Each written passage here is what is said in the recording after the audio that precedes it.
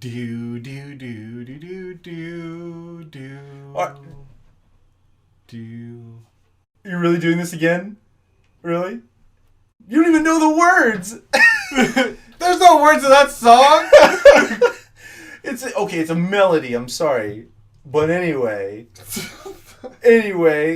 trying to get us in fucking lawsuits and shit. Sue me. All right, you fine. hear me? J.K. What's her name? J.K. Rowling. J.K. Your first initials is just kidding.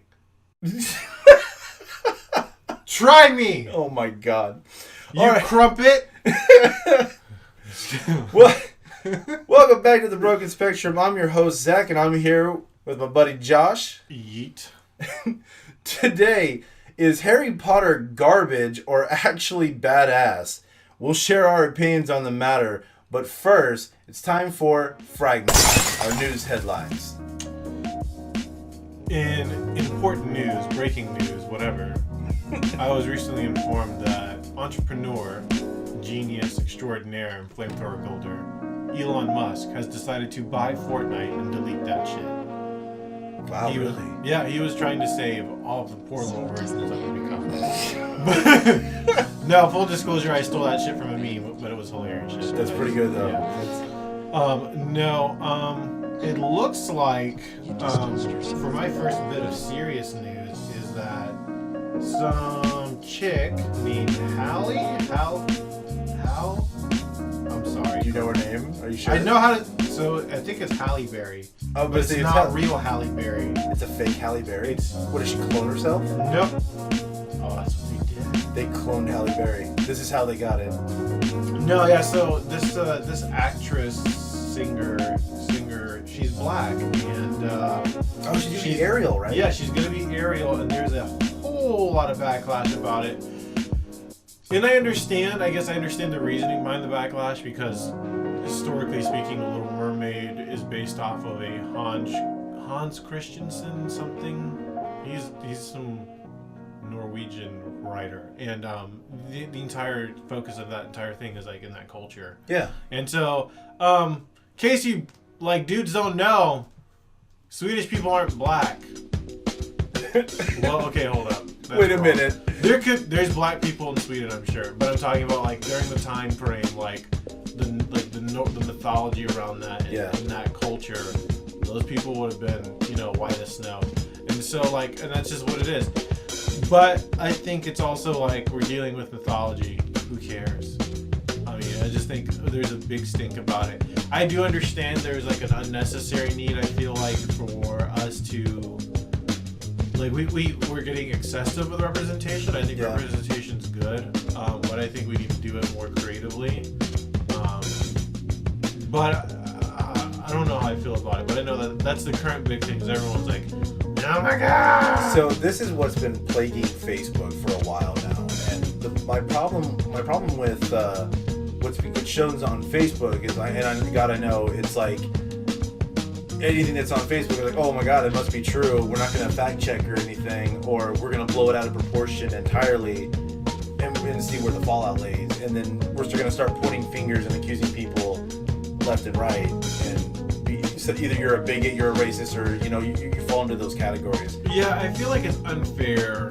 It really is, honestly. Yeah, because so we're dealing with so many different kinds of people. We all have different ideologies and different backgrounds and different faiths and different religions. But God forbid you have any minor disagreement with the progressive,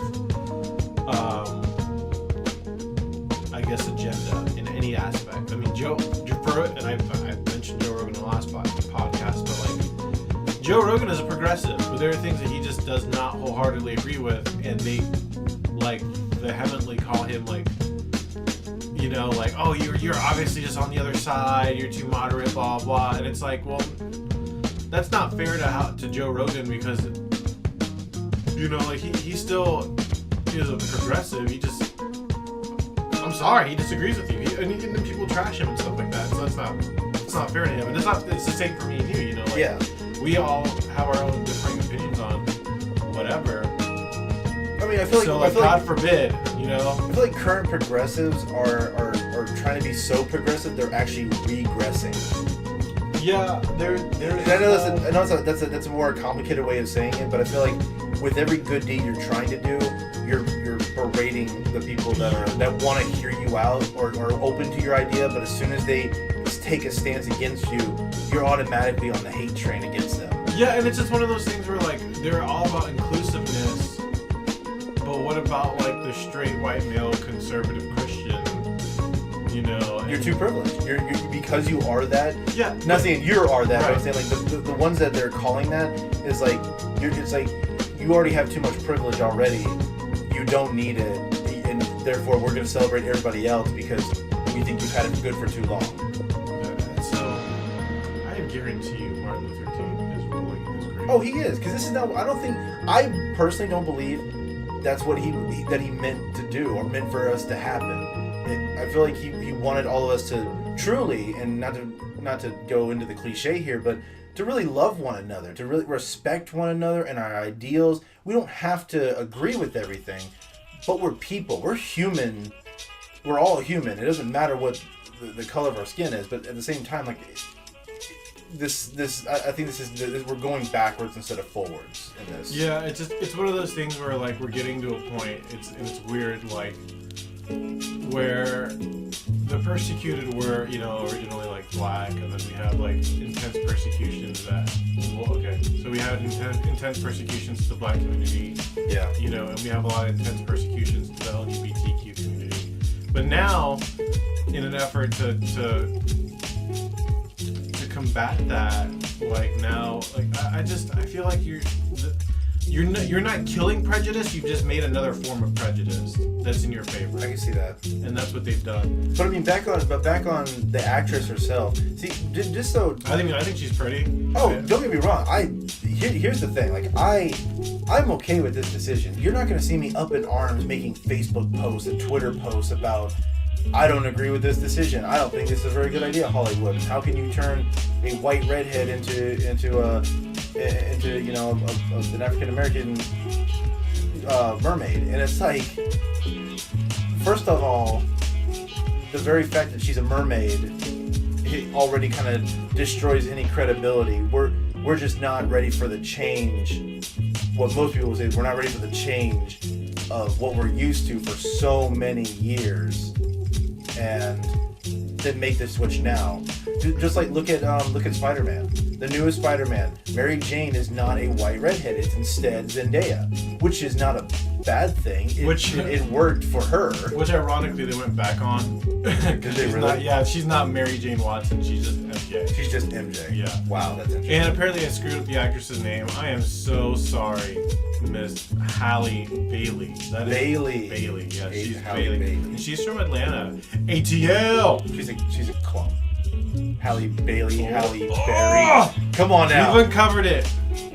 We're woke get internet. Featured on Joe Rogan now. Get conspiracy theories. Get woke internet. Get woke. But I'm fine with the change. I'm fine with the change, but I feel like I don't want her to fall into the category or any factor of the Ironheart Miles Morales way of doing things. Now, let me clarify that, because I know a lot of people are not going to agree with that statement.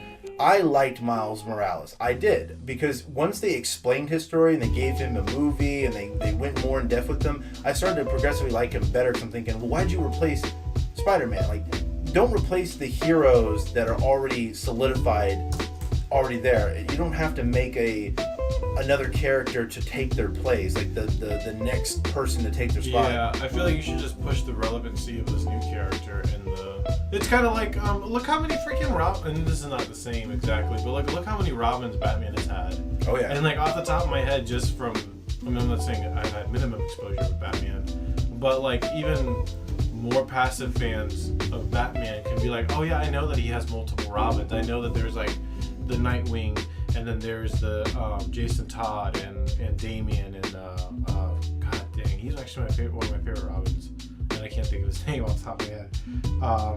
Tim Drake, but like there's been 3 of them, but 4 of them. Yeah. 5 of them actually, because the spoiler's 1 too, and we keep forgetting her. Sorry, spoiler.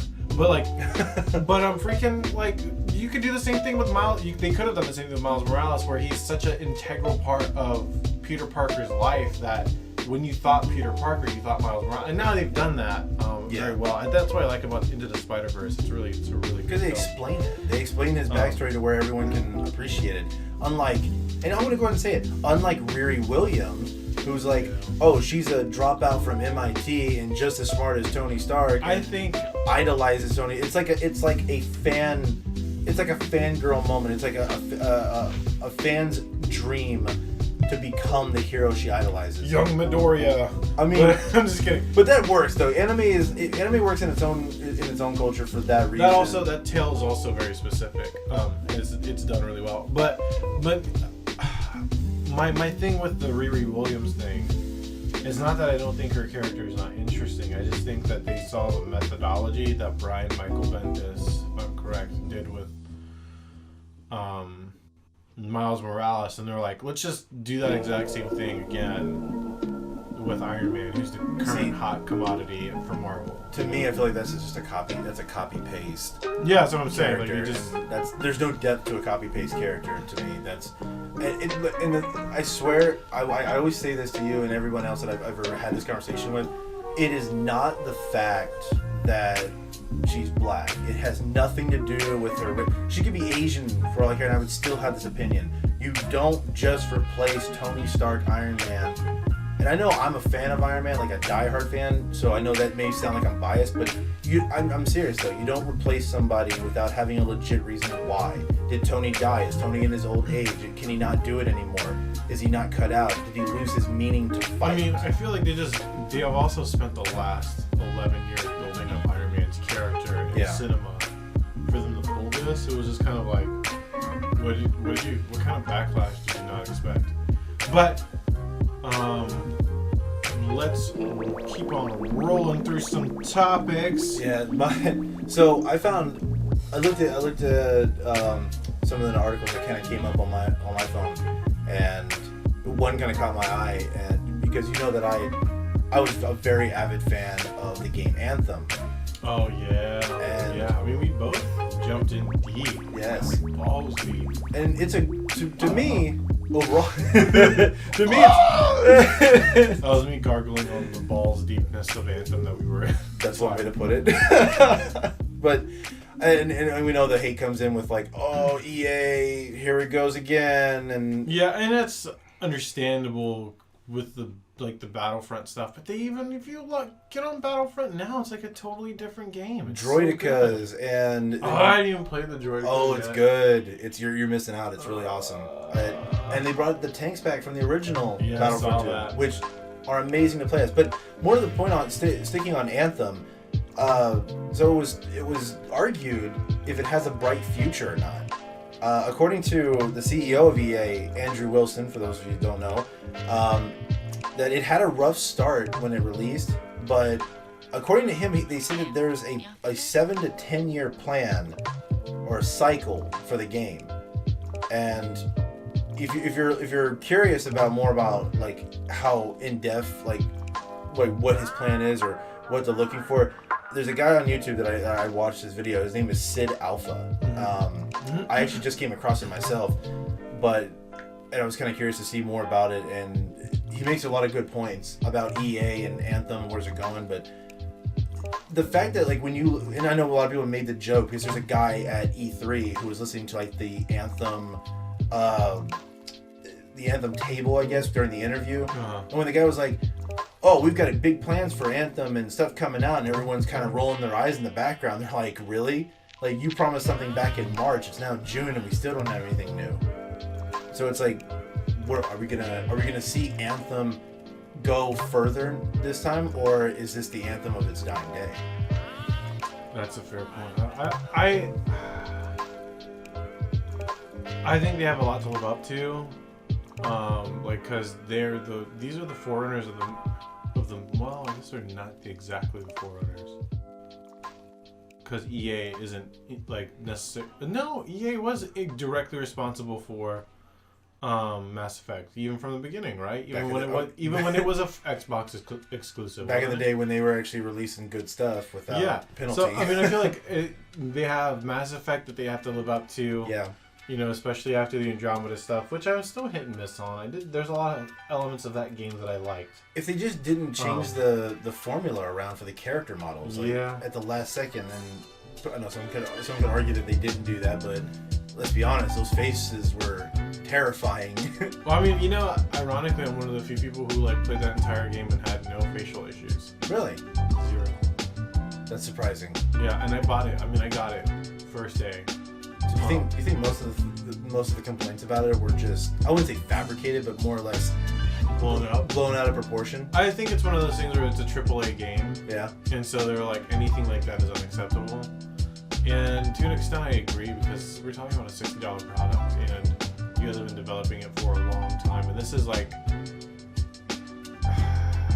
this is a pretty significant brand. Yeah. You know, and so you don't really want to do that.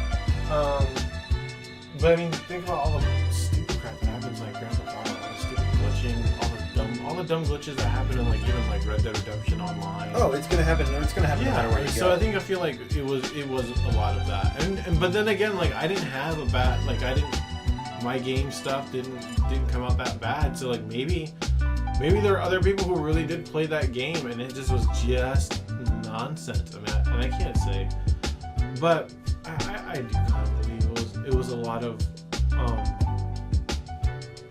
what's the word? I'm trying to find the right one. Yeah, hyperbole. It was exaggeration and stuff. You know, it was just blowing up something that was not really that big of a deal. Kind of begs the question: do you think EA is EA themselves? Are they suffering more from fan backlash, and that's why all the hate, or do you think they're really screwing up? No, I think they've made some missteps, but they haven't been able to. Because they seem to be the to get past it. Yeah. Oh, yeah. They've been so targeted. I mean, I feel like they did. I think EA's issue is partly they had some pretty big responsibilities. Mm-hmm. You're dealing with this is the end all be all Star Wars game. When people found out that Battlefront was coming back to the current gen, consoles with the amazing, the graphics and stuff, and that with the amazing attention to detail to the original, even props and stuff that they had at the Lucas, whatever, the museums and their storage and stuff like that. And then you delivered this game that was less.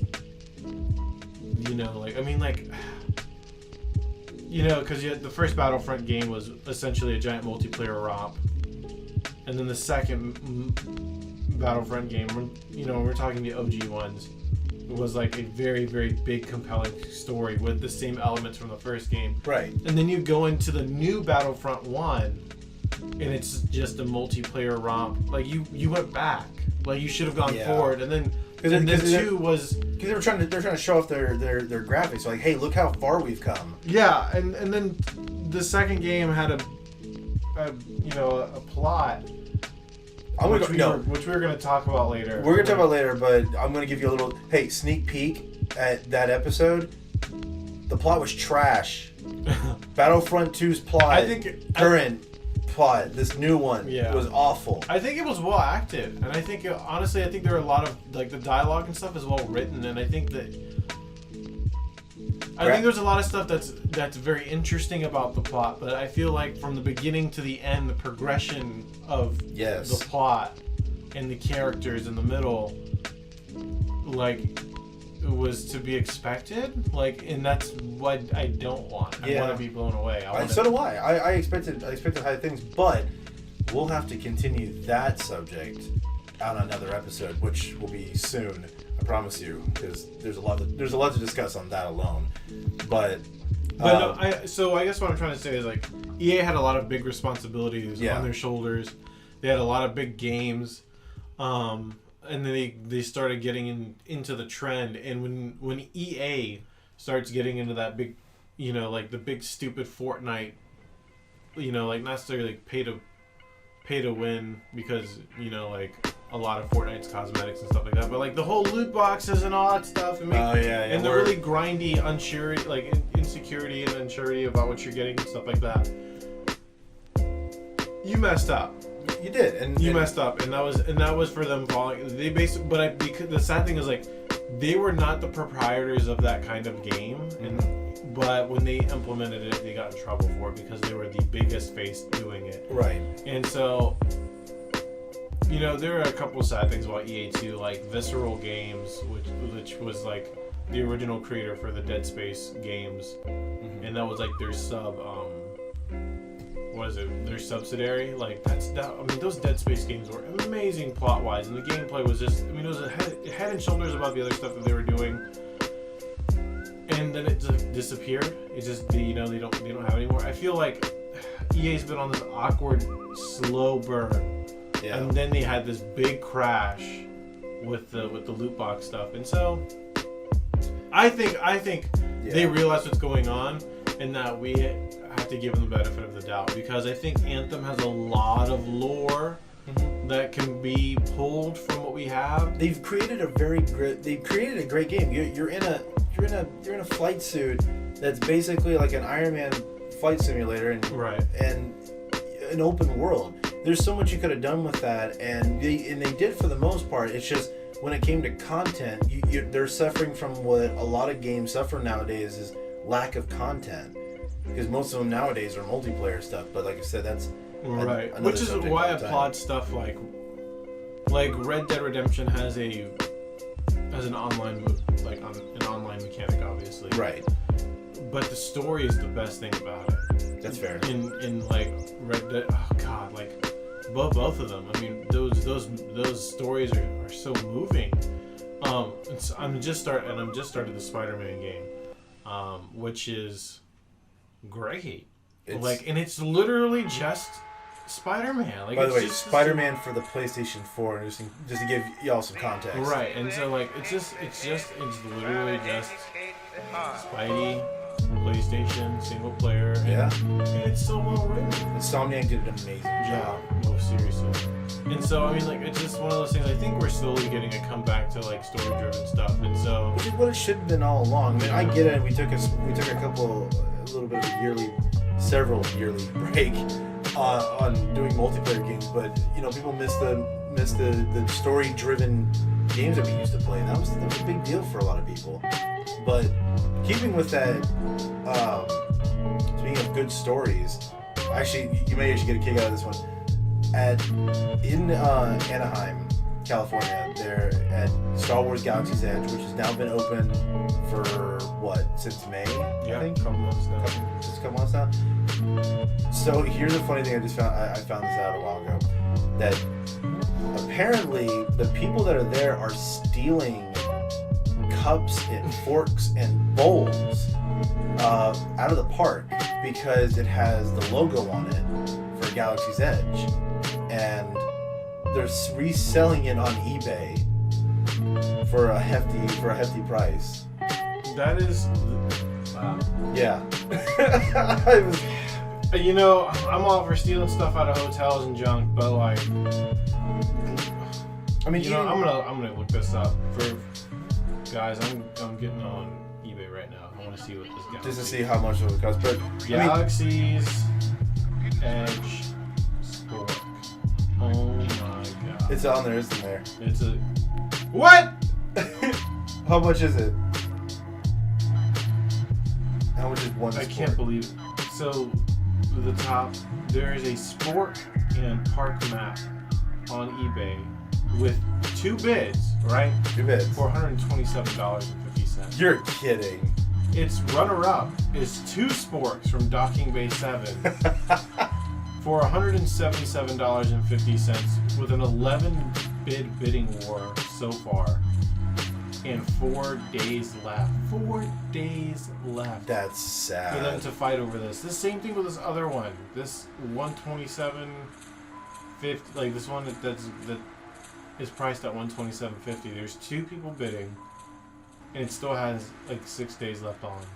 That's insane. That's ridiculous. But this is what's going on. That is what's going on there. And Even stuff from the ride. There's like these from the certain rides, like I think Smuggler's Run Smuggler's Run. I believe that's what it's called. It's the Han Solo, rather the Millennium Falcon ride. Okay. And you get these little flight cards that get you onto the ship, right, or wherever you're specifically going to be on the Millennium Falcon in the cockpit. And people are you're supposed to turn those back in, and people are taking those as well and selling the flight cards. Oh my god. Like, I get it. I'm a fan too, and I want souvenirs as bad as the next person, but I don't want a bowl or a spork. And I've seen the bowls. The bowls and sporks are actually, ironically, and not many people can say this about a utensil, but they're kind of nice. Like, the design on them is very alien. Yeah, even the weird spork thing is like only half of it's like a stabbing instrument. Yeah. But it looks cool. I mean, it's interesting. It really is. They really have thought out the utensil. Like, I mean, just the minute things in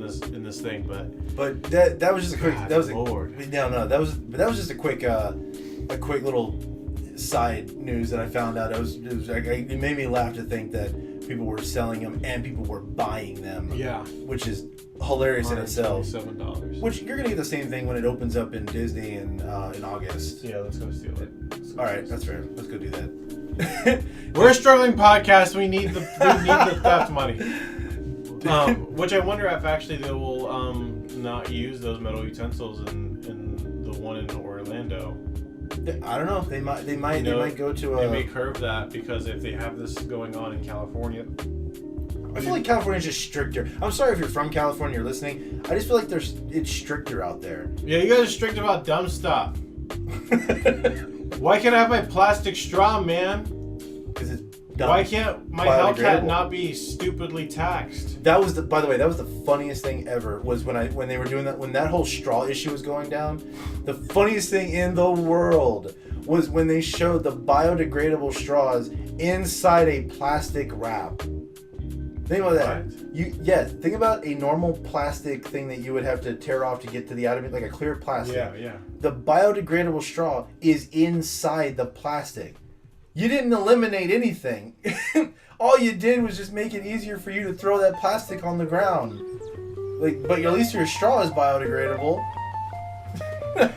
Ridiculous. It's atrocious. I just had food somewhere today. Not today, excuse me. Like a couple days ago that had a paper straw. And I don't remember what it was. Yeah. But it threw me the fuck off. Like, I literally was just sucking on this thing. I was like, I was like, ugh. What are you doing? It's getting like soggy. What is this? I was looking at my straw. I was like, oh shit. You need more paper in your diet. Oh yeah.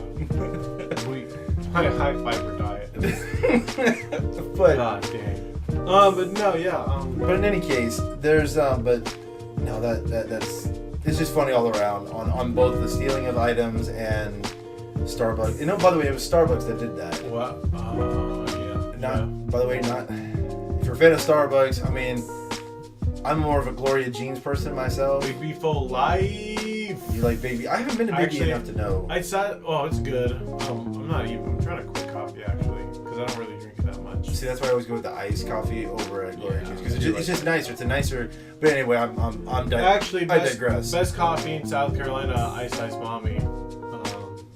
Oh yeah, Ice Mommy. Yeah. That stuff is good. 100% Arabic coffee blend. It is a food truck that sells ice cream for your little kids. But you can only get it locally. Yeah, I can only get it locally. It's fantastic. If you're where we're at, which eventually we'll reveal,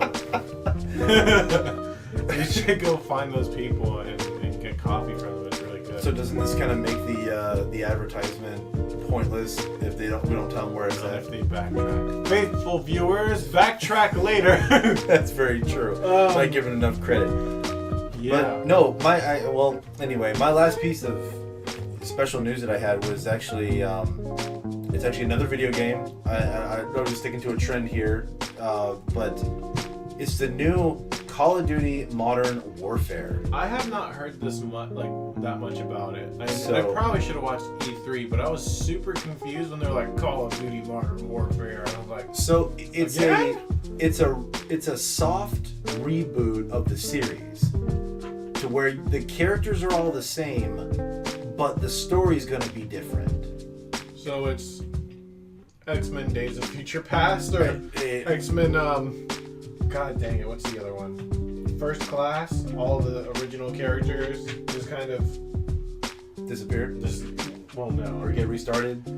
Yeah, it's just kind of like out of nowhere. Well, cool. Yeah, no, technically, yes, it is. And here's the thing. So Ghost, you can make it. So what they don't trust that mustachioed piece of. No. No. No.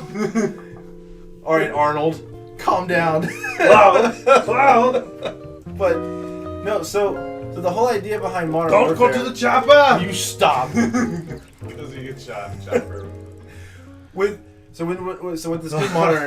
this new Modern Warfare, you've got what they're shooting for is having a more realistic way of viewing war. Okay, yeah, because they've gotten really far. And because back in the day, when we were playing Call of Duty, it was always like, we're fighting Nazis, we're fighting Russians, we're fighting terrorists, Merc, Akimbo Desert Eagles. Oh my god! I always rocked the Akimbo P90. Oh yeah, and a Spas 12 on the side. Yeah. Anyway, but no, with this one, they want you to. What they said is they want the gamers to question their own morality. They said they wanted to be so immersive to where you're kind of guessing if this is the right decision or not. They said there's not going to be. And I'll actually read something from these guys, but as long as there's a paycheck, I'm willing to do it. That's morally questionable, but.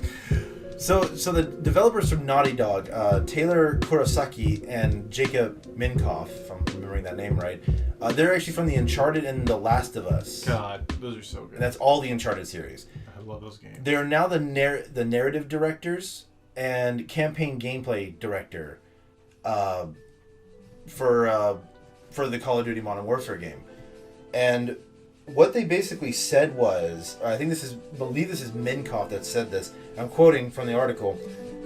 He says, it means enemies don't wear uniforms. It means that collateral damage is a real part of the equation. People having to make split-second life or death decisions. He also added, if we're going to tell a story about characters finding their line between being pushed past it, feeling like things are morally gray, and they're uncomfortable with it, then we need to make the player in gameplay feel uncomfortable. We're going to make you question your own morality as a player. Wow. And what took me away from that was that's very deep and that's a very high ambition for a developer to look at for a gamer. Now, because most gamers, as we know each other, you give us a gun and a purpose, and we're going to go for it regardless. And they try to slip us up with the other Modern Warfare, like, the airport scene where you get the choice of firing your rifle into a crowd of people, which it doesn't matter one way or another if you don't shoot them. Man, I'm not even gonna lie. Like the first time I played that scene. Yes. Would you like to discuss with the rest of the class what you were doing? So I definitely skipped through most of those cutscenes and was just bare minimum paying attention to those cutscenes and didn't realize what I was doing until I was doing it. Because you just wanted to get to the meat. Yeah, I just started mowing down people. See, when they came up to me, I had the question come up and says, this part of the game has questionable content. Do you want to continue? I just kept tapping A. I was like, yes, I want to do this. I really want to do this. And I did it too. I was like, okay, if that's part of the mission, I'm like, I don't want to blow my cover. I thought it was part of the mission that I had to shoot them. So I was like, because I feel like if you didn't shoot, they were going to shoot me. Which they ended up shooting you anyway, so it doesn't really matter.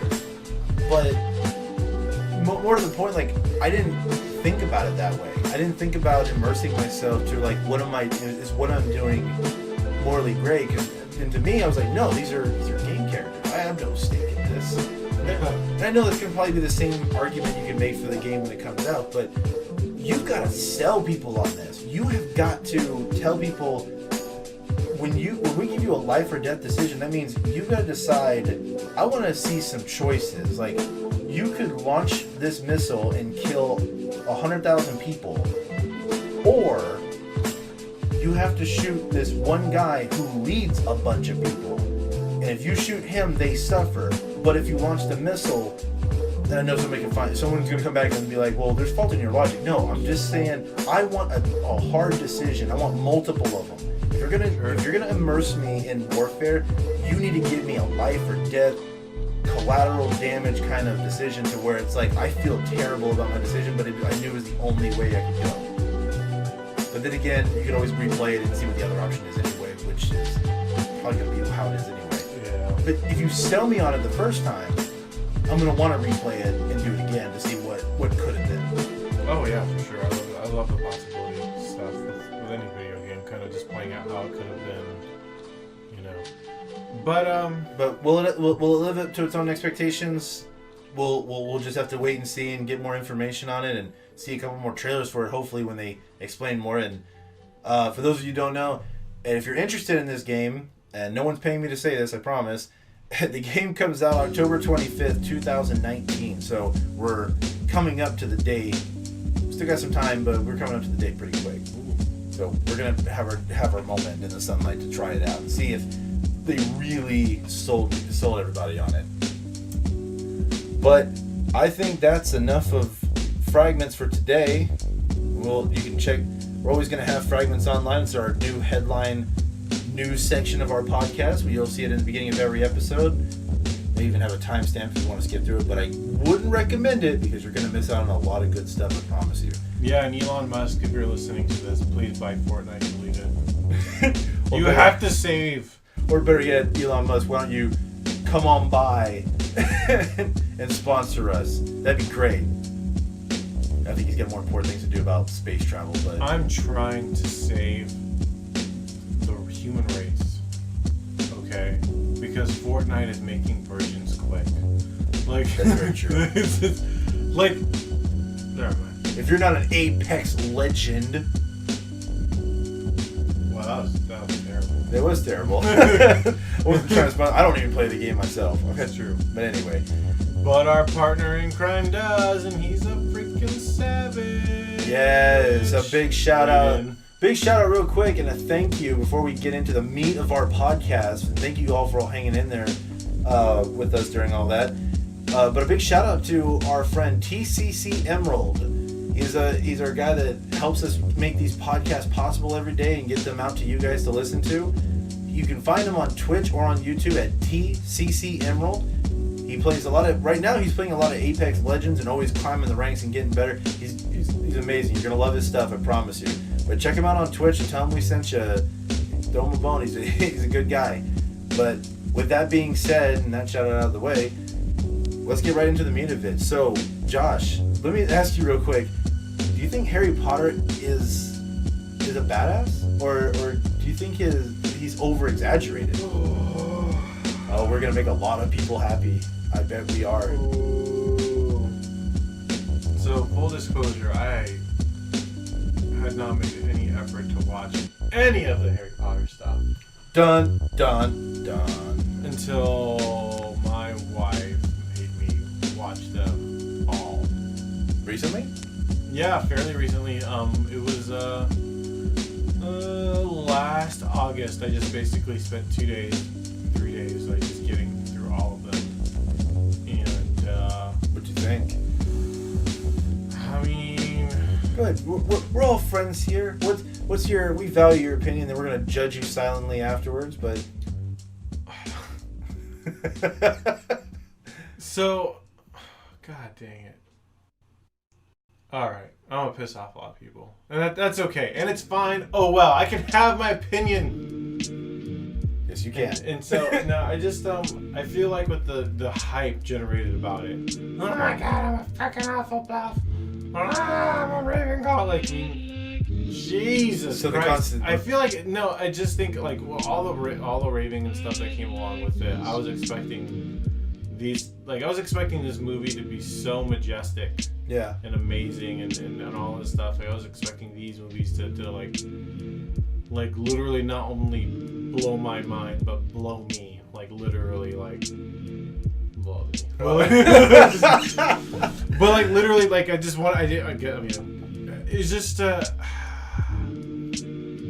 But they're all right. They're all right. I guess, yeah, they're all That's right. your opinion on watching all the movies. That they're all right. Yeah. I mean, so there's a lot of good things about them, from my opinion. I know that there's a lot of stuff that was not in the movies that were in the books. Which I've never read the books, and I know that a lot of people are going to be like, hey, wait a minute. If you just recently saw the movies, and Zach, if you've never read the books and only seen the movies, you guys can't make a proper assessment on this, on your opinion. Well, you're wrong. I can make an opinion about anything, and guess what? Even if I without reading the books, I can do cliff notes and I can do freaking internet searches on. What'd you expect? Our medium of choice is vocal. Our our favorite media is to play. Our visual. Yeah. I wasn't gonna read. I don't even watch subtitled anime because it involves reading. No. Hey, but subtitle anime? Never mind, we're not going to get on that. We're going to get on a whole subject about that. Anyway, we'll cover that later. By the way, I don't think there's anything wrong with the movies. I love the movies. I'm sure you to a degree.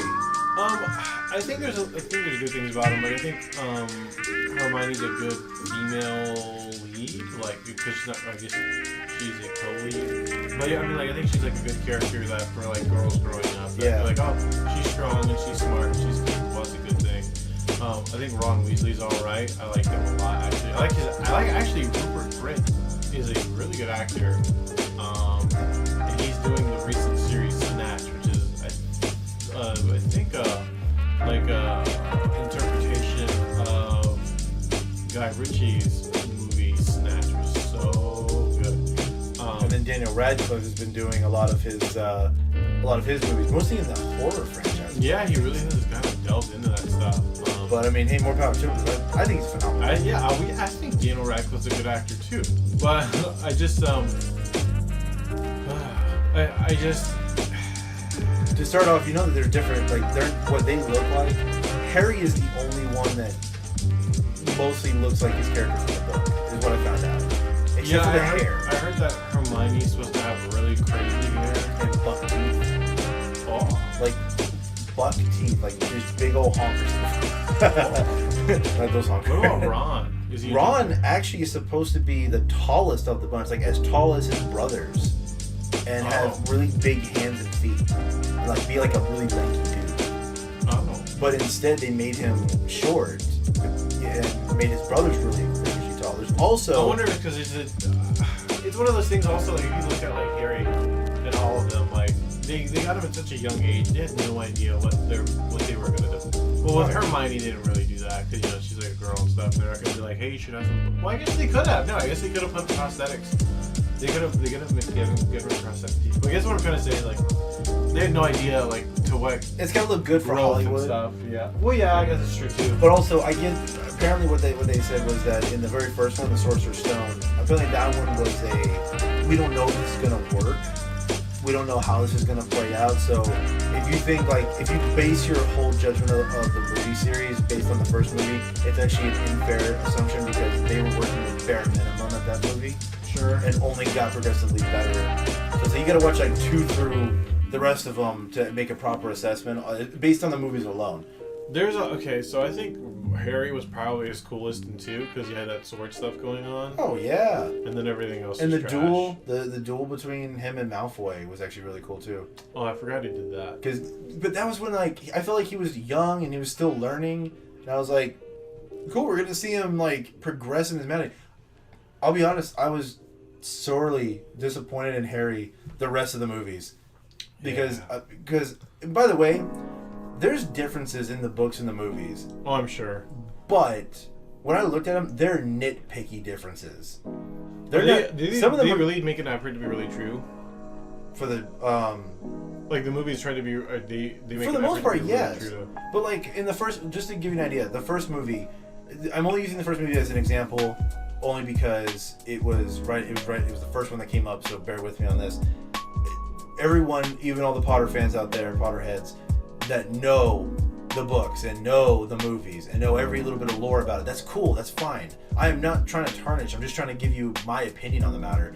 Is the fact that in the first movie, they fought a troll. Yeah, I remember that. But the thing was though, when they were getting to the Sorcerer's Stone, there was supposed to be another game. It wasn't supposed to be just Cerberus, the Flying Keys, and the chess. It was supposed to be those 3 things plus a troll plus a trivia game or a maze game. Oh. It was one of those 2, maze or trivia. Either way, and Hermione was going to get the last one instead of Ron. But more to the point though is that they rearranged it to where they fought a troll instead of doing that, and they cut the last game out entirely. Oh. There's also a lot of nitpicky stuff about Harry and the Dursleys. Dursleys. I think that's what the names are. The terrible family that did adoptive family. Yeah, it's been a while since I've seen a Harry Potter movie. I think even with the Harry Potter weekends that they have on TV, you catch a glimpse of a couple of them. But hashtag not worth. Just kidding. But overall, it wasn't terrible.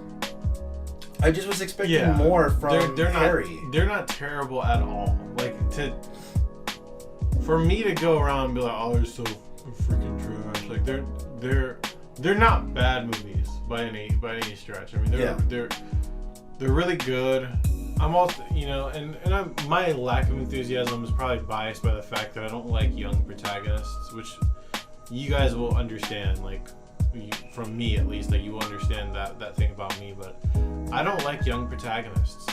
There's very few anime and shows and stuff that I can tolerate with like young protagonists who make hard decisions and stuff like that. Like, like My Hero Academia is a great show.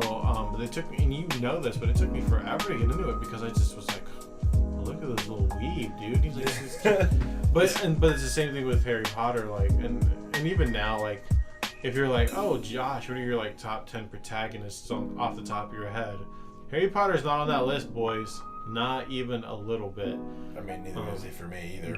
But I mean, but this is a big topic for people. Like, people absolutely love the series. They love the books. They love the lore and everything about it. And everyone, even stars and celebrities. Yeah. I'm only like Ezra Miller. And really? Oh yeah, Ezra Miller, because that's why he's in Fantastic Beasts, because he's a massive part. Ah, I see why. Okay, but the thing is, like, it's not that it's not interesting. It's just if they would have brought that interest factor a little bit more into things, or if we're sticking to straight Harry Potter, and which we should. Harry himself, I wanted him to kind of do what a hero should be. Like, I wanted you to learn new spells, get really good at doing everything that a wizard knows how to do. Like, you don't have to be the chosen one kind of deal, but you are the chosen one, Anakin. I hate you. Anyway, wrong continuity. Whoops. But like, the only time you get to see him in a really badass moment, it was when he's fighting a basilisk, or when he's taking on Voldemort and he's not running from him. He's not running from him. Yeah, I think the most savage character in the entire thing was Neville Longbottom. Yeah, Neville Longbottom. Neville! I mean, he's savage that python or snake or whatever with the sword. It was super cool.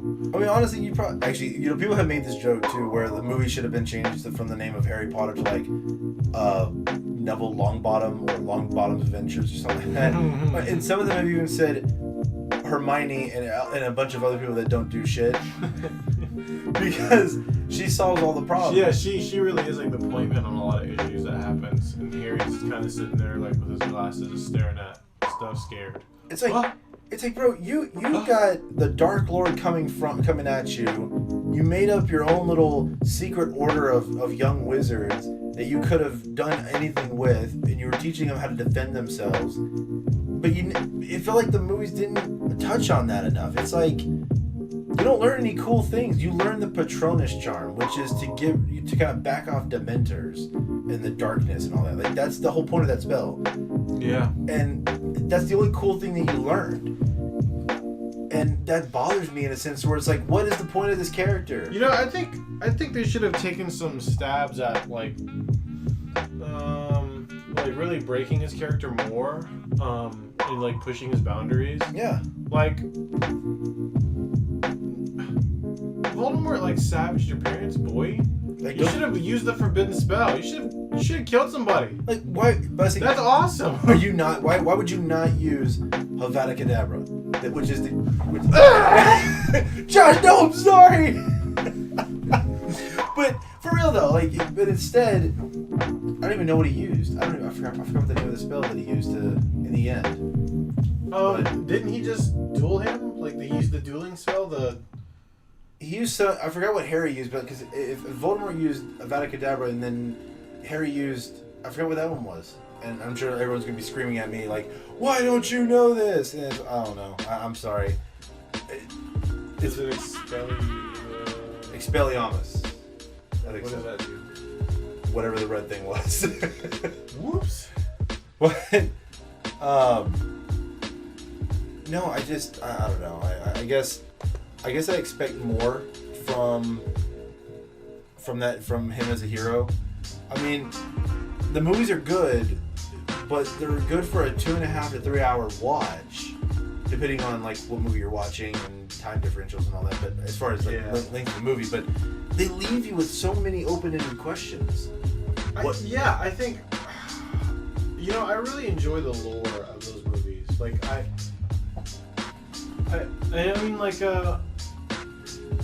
I haven't read all the books and stuff like that. I'm not even gonna attempt it. No, I'm certainly not. But just from like I found myself like I get some information from one of the characters or whatever about Harry's parents or whatever. Yeah. And like the Ministry of Magic? Ministry of Magic. And stuff like that. And I caught myself like just Googling like the fan wikis and stuff like that, just trying to understand the world that he lives in, because I think it's super interesting. But they don't. I don't think they delve into that in the movies very well. No, and it's one of those things where like I think that there is a very interesting world at play, but Harry Potter himself is not. Yeah, he falls short in a lot of categories. Important, yes. Like he's an important character, yes. And I think his personal lore is interesting, like the whole him being a Horcrux and all that stuff. Build on that. Like you have to, because that was one of the scenes I'm talking about. When you found out that Harry was a Horcrux, spoiler alert. Whoops. Then you're like, oh man, Harry's gonna have to kill himself in order to defeat Voldemort as the final bout. And to me, I'm like, okay. And then when you see him dueling at the end, and I know there's a bunch of reasoning, there's a bunch of like, this is why this happened, and this happened because of this, and that's why Harry's there. Don't cop out on it. Roll with that. Make it like the very last thing. Make it so that, because when apparently Harry died the first time, that's why Dumbledore sent him back. Right. It's like, it's not your time yet. But it's like, just like make it to like where he was dying, but then loses that Horcrux curse. Like make him so he dies in that, and like kind of like the hero comeback in the very final moment. Yeah. I know some people might call that a cop out or a scapegoat, but like the moment with his parents, that's a really good one. They're like, go, we're gonna help you. We're right behind you. You got Cedric Diggory, the guy who died in the maze. Oh yeah. When Voldemort killed. Oh god, I forgot. God dang it, new Batman, Robert Pattinson. You shouldn't have died. Not Patterson. No, but the joke is that because now he's Batman. Oh, Robert Pattinson. Oh, that's okay. That's stupid. But anyway. Batbird Pattinson. Worst vampire in years. Took him 11 years to become a bat. Yeah. But in any case, I don't know. Like I expect more from these things, and I know that's critical. Here's the thing, though, and I will say this because I want to shed some light on the negativity that we've been kind of showing down. The movies are a good watch. When you're just sitting there and you got nothing to do, it's raining outside, you got nowhere to be, and you have nothing literally better else to do, or unless you're just a huge fan, you want to stick around for that. They're good movies. There's good moments in the movies. The characters that talk to each other, the ones that delve into personal issues, the ones that the romances that they kind of hold off to the side, which I feel kind of bad that a lot of the romances kind of leave off to interpretation or even to the very ending of the movie where you see people getting together, which I know it's not a rom-com or just a romantic movie in general, but Yeah, but those relationships, even like romantic and not, but I mean, especially the romantic ones are important to character development. I think Yeah. Especially when you're dealing with characters who are in like their very formative years. They're teenagers, hormones, puberty, and stuff like that. Like I feel like that's a really an interesting aspect they could have delved into. I honestly think that this whole excuse me. I honestly think that this whole thing, like Harry Potter, could have been made really great if it would have been put into like a Netflix platform long, like a series long thing. Yeah, or like HBO kind of thing. Like maybe Game of Thrones, Harry Potter, but put more substance and context with everything, but don't have a sucky ending. Yeah, seriously. Which I'm not saying Harry Potter has a sucky ending. I was saying like because he compared it to Game of Thrones. That's what I was saying. Oh, poor Daenerys. Crazy. Spoiler alert. But oh wow. It's been a while. If you guys get mad at me, sue me. Oh, you can't because you don't know who I am. Ha. But then they're gonna backtrack. Yeah, it's true. Although dedicated ones. Whoops. They could be like catchphrase now. Whoops. Every time you say something wrong. Yeah, probably. I mean, it may change next time. It just for this episode though, drop it. Whoops. Don't be like Rick Sanchez. Don't come up with like random catchphrases. All those were terrible. Especially whoop dub dub. Whoop dub dub. Oh, but Morty. Oh my god. Morty. But I'm a pickle Morty. But if I could name one of my favorite. Oh, pickle. That's great. If I could name one of my favorite moments, though, seriously, like favorite moments. Let's give this movie some fairness. Yes. Favorite moments. I have none. Come on, you gotta have some. You don't sit. You first. All right. Okay, so, any scene with Hagrid in it, I loved Hagrid. I've always loved Hagrid. I think he was great. That's a favorite. Those are favorite scenes of mine. That's kind of like a uniform one to begin with. I did love the trials for the Chamber of Secrets, or not Chamber of Secrets, but the Goblet of Fire. Oh yeah, those are interesting. Those were cool right there. I wish they would have shown the other people's fights with the dragons and how they got their eggs. I think that would have been really cool. They skipped on that. Yeah, and then of course when Harry's young and fighting Malfoy in the duel and knocking him flat, I think that was cool. Kind of talking when you find out Harry can talk to snakes. That was kind of like parcel tongue. I think that's really cool. I mean, I would never want to learn that part because I don't want to be around snakes at all. But of course, I would say my number. If I was listing all the ones, I forgot how many I've listed so far. But if I could like the one on the end of that, I would say. Hermione punching Malfoy. Oh god, that scene. That was 100% excellent. I love that so much. By the way, just Draco. Before I hand that off to you, I'm gonna add on just my least favorite scene out of all the movies. My most hated scene ever. Brace yourself. Was seeing all the spiders. Oh yeah, for obvious reasons. I hated that scene so much. There was nothing good about that scene. You could say spiders were doing their thing. Oh, they're kind of cool. No, you're wrong. And I'm going to stick by it. You could tell me I'm wrong all you want. No, you're wrong. That was disgusting. Giant spiders, that whole forest should have been burnt down. I can't stand it. That was awful. To mind, my favorite scene's probably the flying motorcycle chase scene, and that's just because I like motorcycles. Duh. So that really, if you follow me on Instagram, yeah, that was just cool. And then like a lot of them were like Triumphs, and I really love the Triumph brand. I think they're really interesting. You had a Triumph, didn't you? Yeah, I've had two, and so there's, but not that style bike, but still I love the Triumph stuff, but. That was a really good scene. Hermione knocking the shit out of dude. That was a great scene.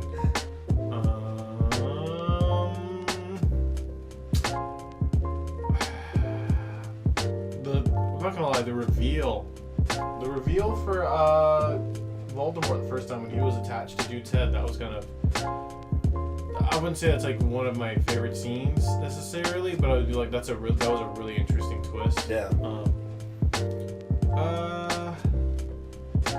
Yeah, I think that's all I got. It's pretty short list. Well, I mean, I started off with 0. That's true. So all we had was expectations going up from that point. Yeah, exactly. And so, your least favorite scene? Oh, Neville definitely slashing that thing like a savage. The snake? Yeah. Oh, what is it? No, the snake has a name. What's her name? It's actually a her too. Yeah, I don't know. Dead ass bitch. That's what it is. Dead ass snake. Yeah, but Snick. Snick. But no, like I mean, that was a great scene. It was a really empowering thing for Neville, I think, especially since like his parents were like tortured to death and stuff like that. Yeah. Which I just recently learned about from my wife. Why were they being tortured? Do you remember? No. God, this is. Alright, that's fair. Because you can ask me the same thing and I have no idea. Right. I mean, I'm gonna put like. It's I put bare minimum effort into watching the movie. I'm not gonna remember. That's very true. Least favorite scene. Anyone that Harry Potter was the main person in. Every part that Harry Potter was the main person. So if he was the main character of focus in a scene, you didn't like it. I didn't like. That really counts for like what 95% of the movie. So why do you hate Harry Potter? Harry Potter? Oh God. It's like, did you not like Daniel Radcliffe? No, I just didn't like his scenes. Yeah, I know. It's like I like Daniel Radcliffe. I just don't like Harry Potter. I give credit where credit's due, though. When it comes to the story itself, when it comes to the actual telling of his story, it's fantastic. The lore, fantastic. The houses, the potions, the spells, the flying on the broom, the secret orders, and defeating the Dark Lord. That is all cool. Please understand, I love that idea of the fight. The fight is good. The fight is real. You know, real. You get what I mean. Another scene I didn't like was probably his training montage with the Order of the Phoenix. Oh, right. It's just not good. Because I think one of my biggest issues with Harry Potter is the combat is boring. It is boring. There's no combat. The only combat you got was Neville holding a sword, for God's sake. And Hermione punching dickhead. Oh. Tom Felton, I like you as an actor, just to let you know. No.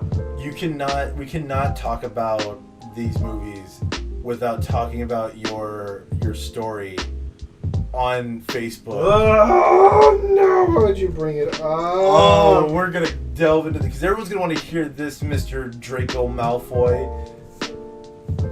And come on, you gotta tell us. I don't even remember all of it. I can start you off yes, please do. Because that's one thing I'm really good at is remembering old stories and facts. But you got into a discussion with a woman who was probably, what was it? Was she old or young? Oh, she was definitely older. So definitely older. 100% older. You were saying that Draco Malfoy was a complete asshole. Like an asshead, jerk off, like the whole 9 yards of insulting. Yeah. But you were insulting his character, not the actor. But she took it down the other way. You want to take it from here?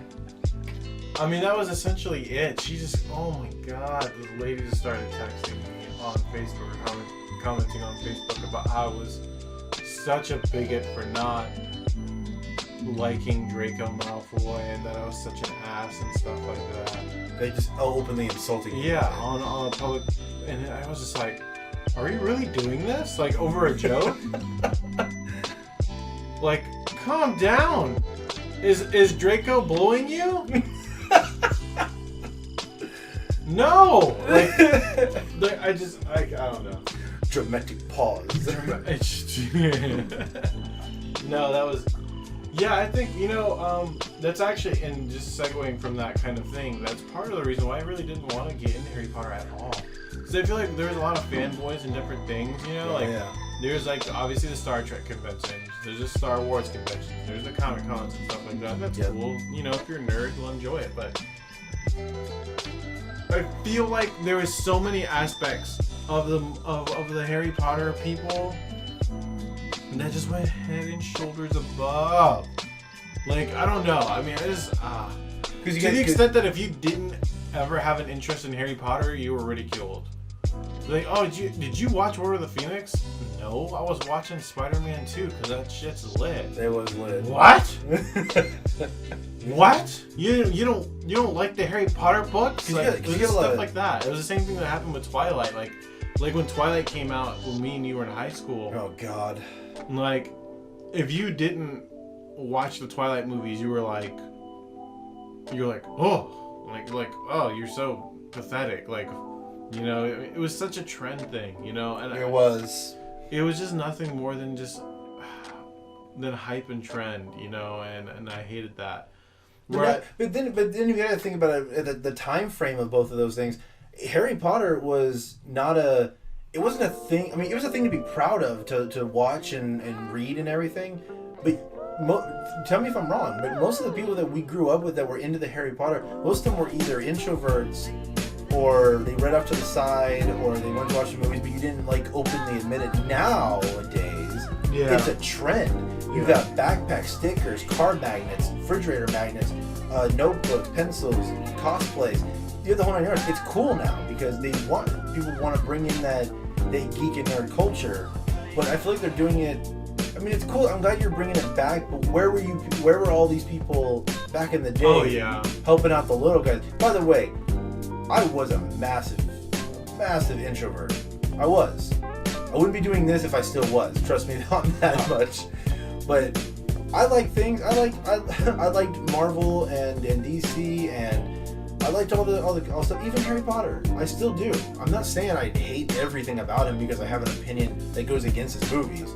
I still will sit down and watch a whole movie. I don't have a problem with that. Yeah, but I had the same issue with Deadpool. Like in high school, Deadpool was nothing. Like, he was this comedy, jokey character in the comics, and I loved him for it. And like, he just had no attention on him, really. Like, I mean, I think his first bit of like outside media other than the comics was like Ultimate Marvel vs. Capcom 3. I mean, like, and then like the game and stuff like that. But and then some loose bits of cartoon like cameos and stuff like that. Right. And like, all of a sudden, Ryan Reynolds does the movie right, and he's like everyone's favorite superhero, and I'm like, man, like I was here first. Like, it's like I'm a comic hipster. I don't know. I feel like the hipster thing is actually.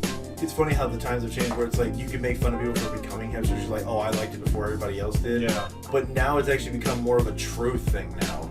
Where it's like if you're a hipster, like you're not doing it to be insulting. You really are one because you were at the party before everyone else was.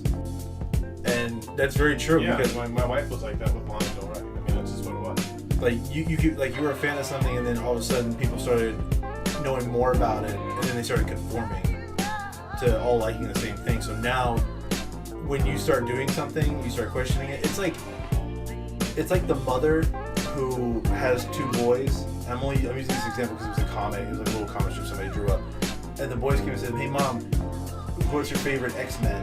And the mom's sitting there reading. She goes, "X-Man," and the two boys are laughing at her. And says, "Oh mom, you're so old and dumb. You don't. X-Men is not a person. It's a group of people." And she starts telling him the history of the X-Man. Yeah, the X-Man. And he's just like, brush up on your history, scrub. It's like, you can use that knowledge. And that's my point, is that you can use that knowledge against people where it's like, oh, I'm a fan of Deadpool. It's like, oh, well, tell me, what's his favorite thing to eat? And all that. It's like, oh, he doesn't have a favorite food. It's like, wrong, it's chimichangas. And I can No, you're right. I mean, but the thing is, like, you can use your fan knowledge, your true knowledge, against somebody who is just playing the part because they think it's cool. Yeah, it's just dumb. And it works the same way with Harry Potter. It's the same thing where it's like, you could be the diehard fan from the very beginning who read all the books, watched all the movies, had your blog, had your cosplay, had your wand. God forbid the people who went to Harry Potter and Universal when that park opened up, people lost their minds because they get like, oh, I get my own robe, I get my own wand, I get to do all this cool, and that's cool. I'm so happy. You get your own scar, then you're gonna be hunted down by a vicious murderer, and you may not make it. And you have social issues. You get social issues, and you get a redhead friend, and you get a white girl. I think I was about to say you get a smoking hot babe after that, but I didn't realize Hermione started off as a small girl, so I see what your point was. Yeah, that's terrible. But yeah, no. Hey, I can't help it. Emma Watson, fantastic. We have differing opinions. That's fair. Is it because it's the accent, isn't it? No, it's her lack of body. It's mostly a facial thing, but that's neither here. I would say that though. She does have a pretty face, very very pretty face, and I think generally as an actress, she's a very strong-willed and very accomplished actor. Oh, absolutely, and that's not. But anyway, the whole thing with Harry Potter is that I guess to answer that question, this question is not meant to be answered because it all comes back onto. Are you the person to say yes, he is a badass because he's a misunderstood, not delved deep enough in character? Versus the person that says he's not a badass because I don't see him doing anything that gives me the definition of badass, which that falls into the whole eye of the beholder. I think generally Harry's not a badass. I would say young Harry's especially not. He has his moments though. Because he's learning. That you can give him that credit to a certain degree. Yeah. But I will say that apparently, and I'm not going to read this or get into it until it becomes a movie or something. Which is? But older Harry is like a detective. Apparently, he's like a cop. What? Yeah, he becomes like a magic detective cop. That's interesting. They always told me he became an herbologist.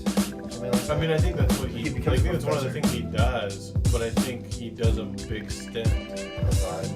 Well, not necessarily on the side. I think his first career is like as a cop. Apparently, that's what I heard. And it could be wrong because obviously I spent no time studying for this subject. I just think it's really interesting. Like, everyone knows too, like The Boy Who Lived. Everyone knows that story, but it's like his fame quickly died down.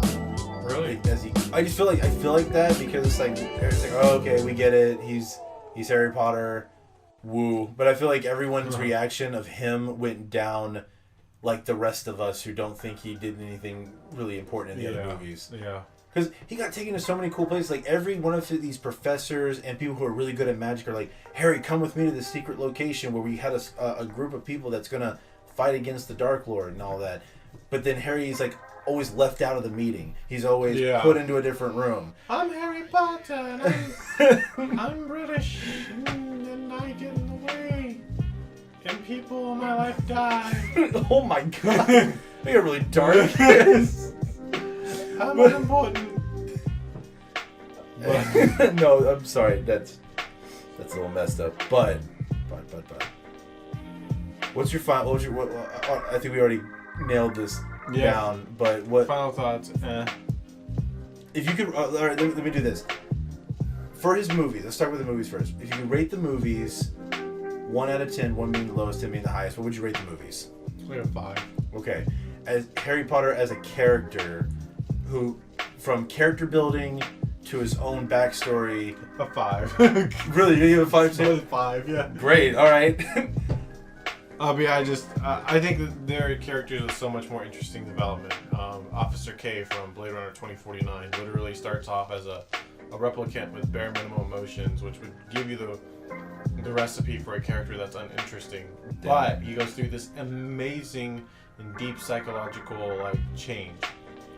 Tommy Boy has more character background than Harry does. Oh, Chris Farley, you shouldn't have died. And for those of you who have not seen, if you've never seen Chris Farley, as Josh has his meltdown for the umpteenth time today, if none of you've seen Tommy Boy, you would do well to watch that movie. And even he has a deeper backstory, in my opinion, just because he was this. Man, Beverly Hills Ninja has a deeper backstory. I mean, Jesus. Because Chris, I mean, I know this is like, wow, you're really making a fantasy character versus a dumb fat guy. And it's like, well, yes, because He was a dumb faggot. They passed college with a D, went to go work at a manufacturing company that made brake pads, and he became one of the best sellers after his father died, which everyone thought he was too much of an idiot to take over. I'm sorry, if you can do that, that's a deeper backstory, because he was a kind-hearted fat ass. But I love this. I love Chris Farley and that and all that. But I make that comparison because I'm like, and I'm not comparing him to Daniel Radcliffe. I'm not saying Daniel did a bad job. He did a great job with the movies.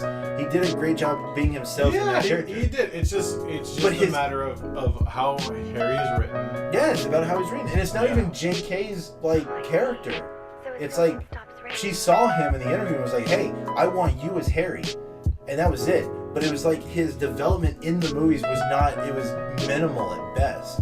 Because actually, you can ask this. Here's the thing: if I brought my dad onto the show and I asked him this question, what do you think? And he's seen all the movies with me, along with a bunch of other family members. If I were to bring him specifically in here and say, what do you think about Harry Potter? He would say the one thing he says about a lot of the characters in a lot of the movies that should be badass and awesome. Why is he'll ask a question. Why is he always getting his ass kicked? Yeah. And he is. He's always getting his ass kicked. And no one can deny that. And he's Ash Ketchum. He is Ash Ketchum. Where it's like he wants to be the very best, like no one ever was, but he falls short every time. He goes into a championship, done. He goes to win something, done. He does anything remotely, this could turn out to be something really cool. No, you don't get it. You know what? Pokemon is probably why we have participation trophies. I believe that. The new Pokemon is why we have participation trophies, or at least in the second or third season of the Johto, Sinnoh, all that crap. I don't know. I know. I'm being specific about Pokemon that I lost interest after the second season, but well, in any case, well, I think that pretty much wraps us up on that. And for everyone that has stuck with us to the very end, we're sorry if we made you mad. If we're not, just a disclaimer on my end, I watch the movies. I like it. I'm a Gryffindor. I did take that test and I found out what I was. God dang it. But that's just the way it is, and that's how it goes. The first time I took it twice. First time I was a Gryffindor and I felt like that was a cop-out, like they were just trying to give me something, so I took the test again, and it said I was a Ravenclaw. So I'm kind of like wishy-washy between the two. I may take it a third time, I don't know. I'm debating on that. You're a Ravenclaw. A Ravendor? Yep, a Gryffindor. Have you taken the test yet? God, no. You should take it. No. Alright, next episode, we're going to start this off. I'm going to ask Josh if he took the test, and he's going to take the test, and we're going to find out what position he is, what school, what branch of the school he's in. I think that's how you say that. And we're going to see what it is. I'm going to work with you on it. No way. But I gave the movies a 5 and you're making me take... Yes, because I think this is inspiring for you. Well, it's not. Well, we're still going to find out anyway. Punishment.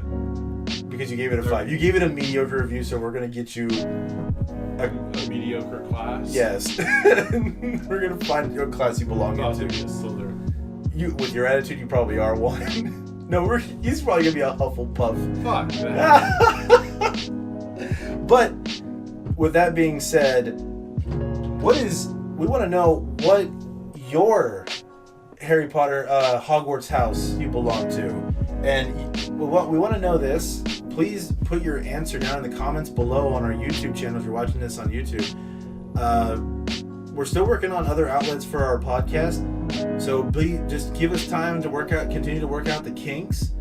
And on that note, we're going to say one more time our little media outlets that you can find us on. We are currently on Twitter and under The Broken Spectrums, and it's exactly how you would think. It's The Broken Spectrum, but you put a Z on the end of that, and you should be able to find us pretty easy. And you'll see Zach and Josh at the top of the title, so you'll know it's us just by that name.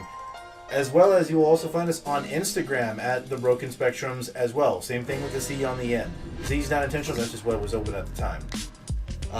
Last but not least, you can find us at our website. All the links are in the description, but we're just going to give you an idea to where to go. WordPress.com. It's our own little website where you can find this, and any other posts that we may post more on there, but we'll keep you updated on Twitter and our website as well. But like I said, all links are in the description. And in your comment section, let us know what Hogwarts house you're a part of. And with that, I'm Zach. And I'm me. Thanks for listening to The Broken Spectrum. See ya. Yeet!